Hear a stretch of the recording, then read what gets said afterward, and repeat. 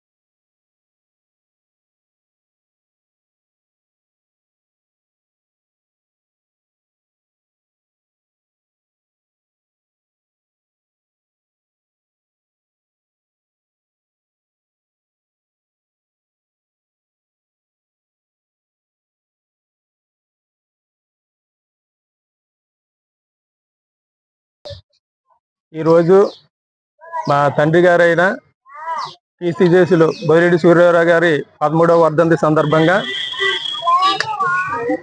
స్థానికంగా ఉన్నటువంటి community health centre నందు గౌరవ పెద్దలు ఏలేశ్వరం మండల పరిషత్ అధ్యక్షులు గొల్లపల్లి బుజ్జి గారు, ఏలేశ్వరం మండల టీడీపీ పార్టీ అధ్యక్షులు Jyothula Pedababu garu, Annavaram trust board member Dhanekula Veerabhadrarao మరియు హాస్పిటల్ కమిటీ చైర్మన్ రాజేష్ గారు, ఏలేశ్వరం పట్టణానికి చెందినటువంటి తెలుగుదేశం పార్టీ నాయకులు, మా కుటుంబ సభ్యులు, మా కుటుంబానికి చెందినటువంటి అభిమానులు అందరి సమక్షంలో ఈరోజు ఈ మజ్జిగ పంపిణీ కార్యక్రమాన్ని ఏర్పాటు చేయడం జరిగింది.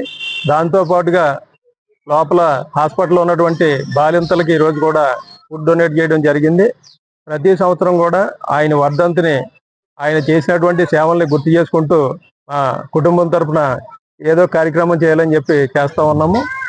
మరి ముఖ్యంగా ఈ సంవత్సరం ఏలేశ్వరం పట్టణం రూరల్లో ఉన్నటువంటి ప్రజలకి ఒక ఇబ్బందికరమైనటువంటి సమస్య ఉంది. ఎవరైనా చనిపోయిన తర్వాత వాళ్ళ బంధువులు వచ్చే వరకు ఆ బాడీని కొంత టైం ఒక రోజు కొన్ని గంటల పాటు ఉంచడానికి ఇబ్బందికరమైన పరిస్థితి ఉంది.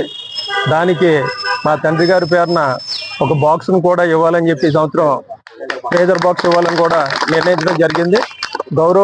యాక్చువల్గా ఈ రోజు ఇవ్వాలి, కానీ గౌరవ శాసనసభ్యురాలు వారు ఈ రోజు అందుబాటులో లేని సందర్భంగా ఆమె వచ్చినప్పుడు ఆమె సమక్షంలో ఈ ఫ్రీజర్ బాక్స్ని శ్మశాన వాటిక నిర్వాహకులు ఎవరైతే ఉన్నారో వారికి అందజేయాలని చెప్పి కూడా నిర్ణయం తీసుకోవడం జరిగిందని చెప్పి తెలియజేసుకుంటూ సెలవు తీసుకుంటూ ఉన్నాను. జై హింద్.